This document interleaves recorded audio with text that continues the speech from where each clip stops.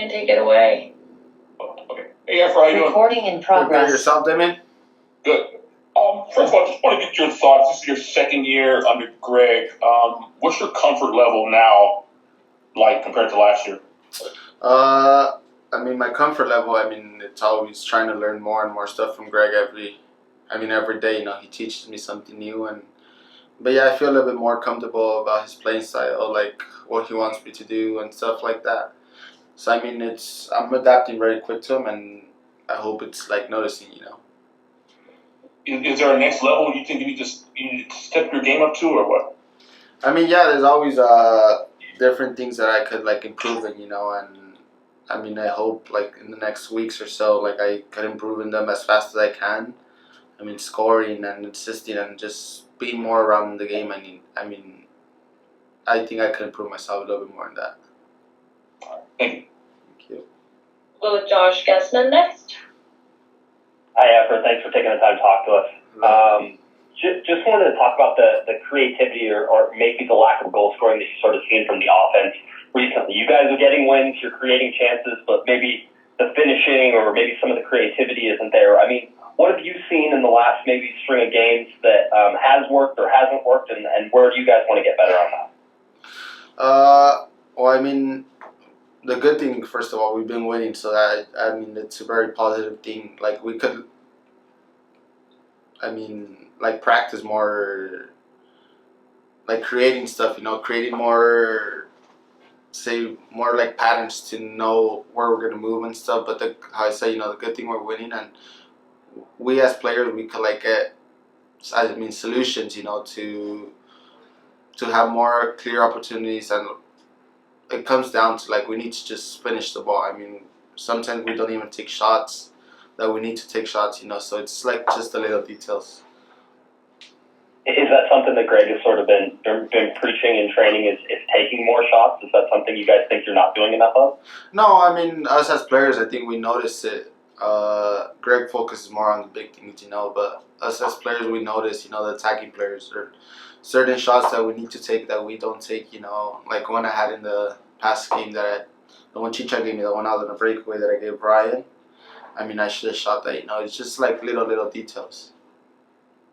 And when you compare to and looking at last year and sort of what is transpiring this year, does it feel like there's a difference with this team? Do you feel like, I felt last year, at least talking to you guys, it was a very close-knit team, but it seems maybe that's even gotten more close and you guys are more of that sort of family unit. Does that feel that way, or are things developing that way? No, yeah, that's what we try to build here, everyone from front staff to the front office to the players. It's like we're very connected.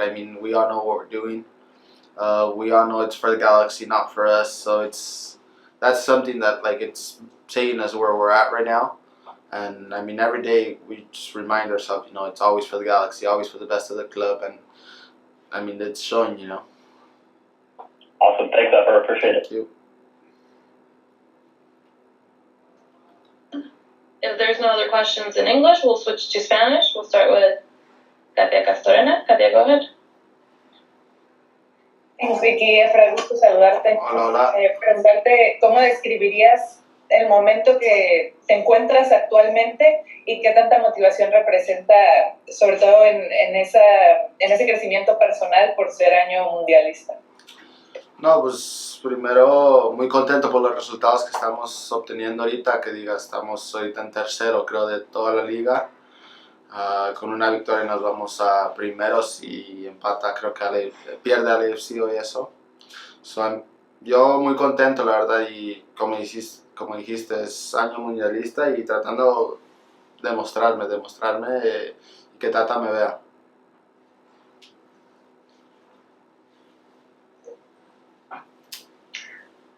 Vamos con Edward Kawich. ¿Qué tal, Efrain? Muchas gracias por hablar con nosotros. Oye, Efrain, ya te hemos escuchado ya durante mucho tiempo y también hemos escuchado a tus compañeros. Por ejemplo, con Zlatan, pues siempre te echaba muchas flores, siempre te motivaba al momento al hablar de ti. Y ahora con Javier Hernández vemos una manera diferente. Él pues nos ha dicho que prefiere casi no hablar mucho de ti para no ponerte tanta presión. ¿Hay algo a ti que te motiva más?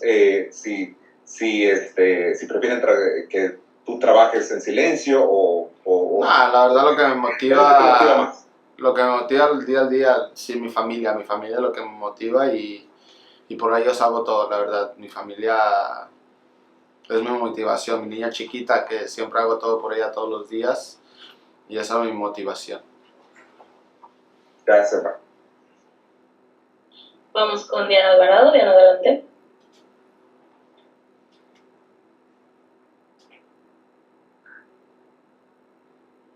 Gracias, Vicky. Efraín, ¿cómo estás? Hola, hola. Bien, oye, Efraín, hablaba el Tata Martino de llamar, de convocar a los jugadores que tuvieran gran momento, no solamente en lo que va de la temporada, ¿no? Sino también de la pasada. Tu desempeño con el Galaxy de verdad que está alcanzando los niveles que tú buscabas. ¿Tú sientes que tienes un paralelo con tus actuaciones con la Selección de México? No, sí, como yo siempre trato de hacer lo mejor con el club y al final del día Tata es el que decide y yo para eso lucho, la verdad, para eso lucho para llegar al Mundial si Dios quiere y estar en esa lista y si Tata así lo decide yo más contento de la vida, es mi sueño, pero primero concentrado con el club, que si no demuestras acá con el club, pues no va así con la selección, primero acá es el club y después Tata decide y yo contento si me escogen. Y en esa motivación que dices que tienes de tu familia, Efraín, ¿quiénes son los que más te echan porras? ¿Tu papá, tu madre, tus hermanos, tus amigos? O sea, ¿quiénes están más cerca de ti? No, pues toda mi familia, que mi papá, mi mamá, mis hermanos, mi hermana, mi novia y mi hija, que diga, siempre son los más cercanos a mí y ellos siempre son mi roquita. Los que ¿Qué te dicen? Pues que esté preparado al día a día y que siempre le haga con todo. Gracias, te queremos ver allá, Efraín. Si Dios quiere, gracias. Gracias. Y para cerrar, si nos puedes hablar sobre el partido de este sábado que enfrenta a Galaxy contra Salt Lake, fuera de casa, y qué es lo que esperas de ese partido. Pues lo que esperamos es decir, un partido difícil. Salt Lake no ha tenido los resultados que querían. Están en casa, que digas contra nosotros, que somos de la misma conferencia y eso, y van a querer sacar los puntos, que digas, es un partido que para motivarlos, que si ganan es algo grande para ellos, y nosotros que queremos ganar, va a ser un partido muy difícil y muy cerrado. Bueno, para muchas gracias por tu tiempo. Thank you. Hey, Greg, thanks for talking to us again today. Just wanted to find out what you're seeing in this group so far. Obviously, we're 8 games into the season. There's been some successes. I think there's been a lot of growth over the last year. But how are you feeling about the team right now? Yeah, I feel good about the group. I think, I think the ideas within the group. I said at the beginning of the year, if we defend well, we're gonna have a good season. I think we've defended well. That's been a good part. I think we've been solid in our ability to control games, to possess the ball. I think we've had some solid to good chance creation. There needs to be a higher percentage in the chance finishing category, but I think those things will continue to grow and to come. And I think our ability to for our group in particular, our ability to defend well and to, again, control games is an important part of it. I think the finishing and some of the timing and some of those issues, getting Douglas going and getting the rest of the guys around, continue to push Kev and to get some more goals out of Efra, Sam, Douglas, this group around Javi. I think that stuff's going to come. So the rest of it is, again, just being able to control games on the defensive side of things, be able to control games in possession. And I think we're continuing to build. I see the group as very cohesive. They're confident. Again, working hard. There's a lot of things that I think that make great teams that are there for this team. The next step is being able to put teams away when we have as much control of games as we have, being able to finish some teams off. Having said that, Nashville is very often in games that look like the one that looked like the other night. They just don't give up many goals. They have 3 guys who do a great job, plus the goalkeeper protecting the goal. So, you got to take your chances when you have them. And, we finally did at the end of the last one, but I feel like we also created some opportunities inside of those 85 minutes before that where we probably could have picked up another one here or there. And they really had nothing in 90 minutes. So I felt like that's a pretty good way to be. When you're looking forward now to playing Real Salt Lake, a team that seems a little Jekyll and Hyde at times, perhaps haven't won in the last 5 games though, but haven't played a whole bunch of games at home either. What do you see from them, and then an update on Victor Vasquez at the end of that, if you could, please? Yeah, I think they're a dangerous team. Again, I mean, they came off of a really difficult 2 results last week, and then they went on the road and were a little more conservative, a little more compact. They allowed Portland more of the ball, which is a strategy that teams use against Portland at times. They used it. They had a great chance at the end to come away 1-0. They didn't.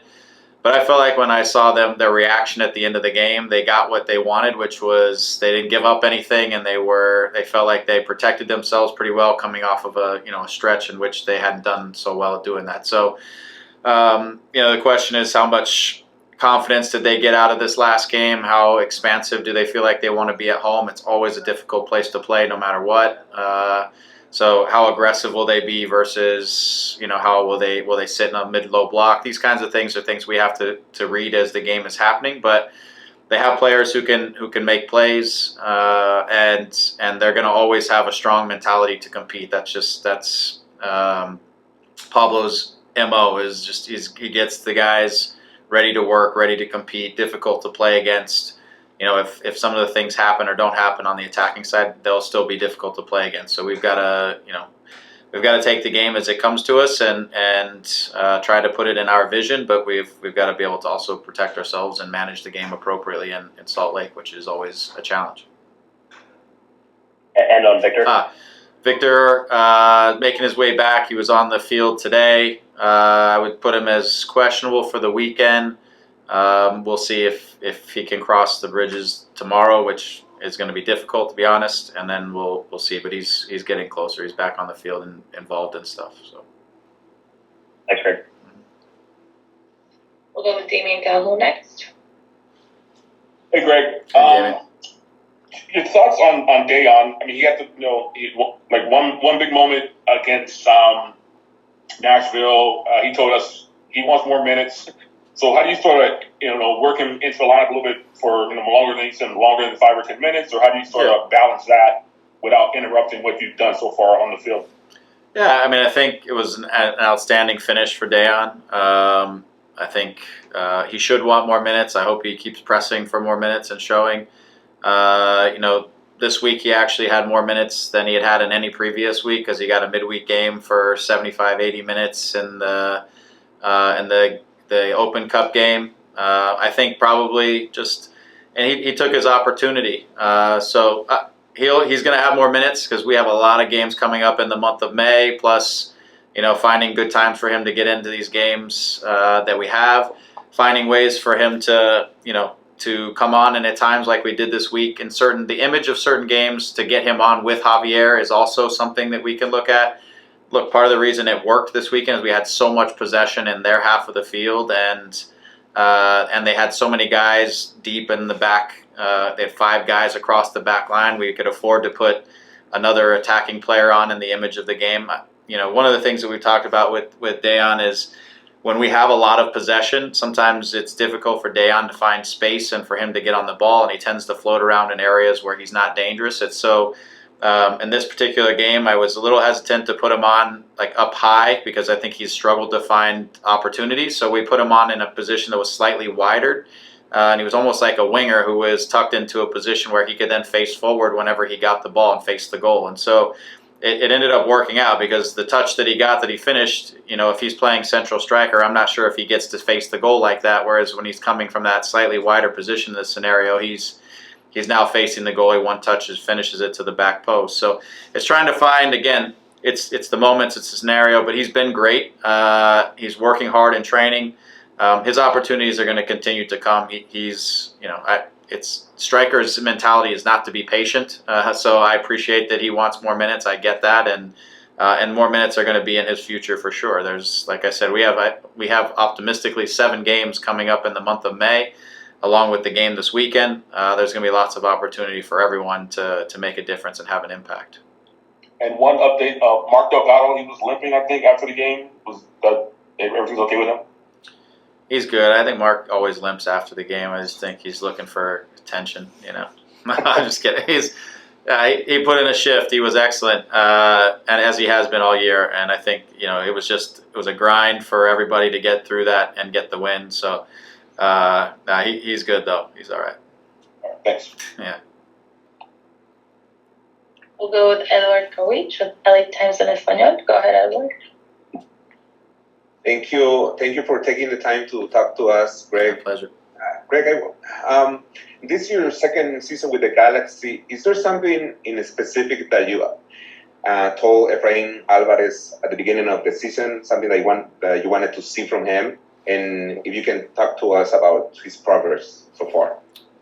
Yeah, I mean, the things that we've talked about with Efra, we want him to be as much involved as possible, get as many touches as he can. So it's staying connected to the game in various ways. We've used him inside, we used him coming off of the outside. But it's to be as involved in the game as much as possible and not kind of fade in and out of games. And I feel like in the past, sometimes he's faded in and out. And for a player of his ability and the goal that he has is that he needs to be on the ball and trying to make some final decisions. We've asked him to stay a little bit higher in between the lines because he had the tendency in the past to drop on the other side of the midfield line and pick up balls, but then he becomes less dangerous. So again, it's more touches in between lines to be able to run out behind the back line sometimes to open up space and or to maybe get the ball behind the back line. To try to be in that finishing zone where he can help get more goals and assists and looks at goal. The other part is just he's a grinder. Like, he can cover a lot of ground. I think he covered the 3rd most ground in the game the other day. It's just trying to get him to find little moments where he can change gears and get to this 12 to 16 mile an hour range where he's doing a little bit more high intensity work inside of some little sprints here and there, just the little things that impact the game, and do that over the course of the game a little bit more so he can have a greater impact. I mean, I think he's been excellent. He's an incredible talent. He's also starting to organize his ideas on what he's going to see happen just a little bit earlier, where in the past I felt like he was organizing those ideas more when he was getting the ball, and now I think he's starting to see actions ahead of the play a little bit, which is going to make him better and better, because his ability to technically make things happen is fantastic. And now it's just to organize situations before he gets the ball is kind of that next thing. Getting him around other players that like to combine, like Douglas, like Victor, like some of our other combining players, is also really beneficial for him because he likes to play off of people as well. And then he's put in the work on the defensive side. I really like how he's remained committed to his role on the defensive side, to stay proactive, to help lead us sometimes into a higher press, but also doing his job when he's away from the ball, staying connected to the group. I think he's just growing into a player who can do his job for 90 minutes and have the impact over the whole course of the game and not just in little flashes. Thank you. Yeah. We'll go with Katia Castrana with ESPN next. Thanks, Vicky. Hi, Greg. A little bit more on Efrain. He was just talking about, with us a few minutes ago, and he was talking about his motivation, especially this year being a World Cup year. He wants Tata to see him. So how do you see that change, maybe because of that motivation and of him trying to establish himself more with the Galaxy? Yeah, I mean, I think the World Cup is a great motivation for him and for a lot of players who are kind of on that perimeter, or even if they're in the picture, it's that extra motivation. But I mean, some of us forget at times that Efrain's 19 years old, almost 20 years old, and his motivation should be to have a big, long career and be in multiple World Cups and to impact a lot of games between now and then. And so there's a lot for him to be motivated about. And so, I think this is added motivation. So for him, it's just continue to grow as a player. And like I said, to to find the right moments inside of a game to impact and have a difference, and find the right moments in the game where he needs to be just reliable and secure and do the right things in the group, both with and without the ball. Show that maturity. I think that's what a guy like Tata will probably take out of it, is that he can trust Efra on the defending side in a World Cup, that he can trust him in possession, and then Efra can show what he can do to make a difference in a game. So I think when you're talking about big events like that in national teams, you got to show you have all those things in your locker before, and you might get the opportunity, because he does have special qualities for sure. But it's being reliable for 90 minutes and those other moments that I think everybody, when you're talking about a World Cup, that probably Tata will want to see. So he's growing in that for sure. As I just went on a long discussion about what all the things that he's growing at, I think he's showing that maturity, in my opinion. Last year I thought he lost some balls very easily sometimes, trying to do too much. This year I think he's much more reliable in possession and choosing his moments much more wisely than he had earlier in his career, which has been it's been fun to watch. He's, like I said, he's a fun talent to work with, and very, very, very, very soccer clever, which is unique for a young man that's of his age. We forget, again, I forget sometimes that he's as young as he is, because he has a different maturity about how he approaches things. Thank you. Mm-hmm. Now we'll close out with Celso Oliveira from Territorio MLS. Coach, thanks for taking my call. Thanks for taking my question. Territorio MLS Brazil. Regarding Douglas Costa, he played 71 minutes against the Chicago Fire. Then he started, and then against Nashville, he came off the bench. Had a great picture with Grand Sear. Seems like they're really,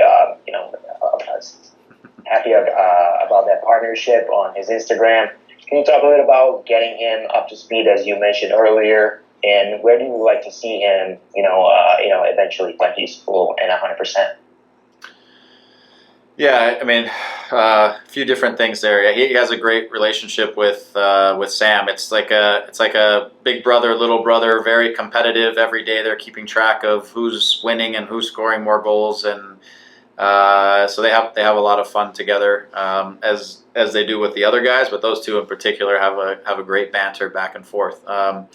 Yeah, I mean, for Douglas, it's getting him up to speed from a fitness standpoint, getting him used to kind of the league, the travel, the different services, the different things that are there. We've been working with him on also just trying to strengthen different areas of his, let's say, his physical, his body, just from, maybe a couple injuries like that have led to just some weaknesses that we want to continue to strengthen, so that not after every game that he plays 75 or 90 minutes that he needs 4 or 5, 6 days to recover. He's working really hard to get that stuff done, and he's really bought in on all the things that we've put in front of him and we've asked him to do, and where we're trying to get him, and he's been working hard. So I think we're really getting close to where he is. We just can't have any more little, we got to minimize the little setbacks. Nothing that we've had that's major, but just things where he's needed a couple days to recover. The reason I didn't start him this weekend wasn't because he wasn't ready to start. He just didn't get a ton of work in the week leading into the game, and I didn't want to put him into a situation where he was vulnerable. Then something happens and we lose him. So we're just, again, trying to build him up and be smart about this. We want to have him at top form and top fitness as we approach, May would be great because of so many games and through the summer. So, but he's been excellent. How we would use him, I liked using him on the inside recently a couple times, especially with Victor not available. It gave us somebody who is very tidy in between the lines, likes to get involved with, in combination with guys. So he's able to overload areas. He's got a great eye for the final pass. Obviously, he can eliminate a defender on the dribble, but I think when he's on the inside, he just gets many more touches sometimes than when he's on that outside, playing more as a winger. But having said that, he's made his bread and butter over the years as a winger, so we could use him there as well. And so there's different ways to use him. He's an attacking player, but he's very versatile as I see it, and it's going to be, depending on who else is on the field and the relationships and how they can work out together. With him, he's comfortable playing anywhere. He's said that to me. He's happy to play in any of the attacking positions. So it's been comfortable. It's just kind of seeing how the game can best, he can impact the game the best, and what area of the field, and that's that's kind of how we're going about it. Thank you very much. Yeah, pleasure. Not sure we had another one from Andy. Anyone? Oh, good, Ricky. I was going to ask about those too. So, Greg did a great job answering the questions as he always does. Thanks, Greg. My pleasure. Thank you. Awesome. Thanks for your time, Okay, Greg. everyone. Have a great day.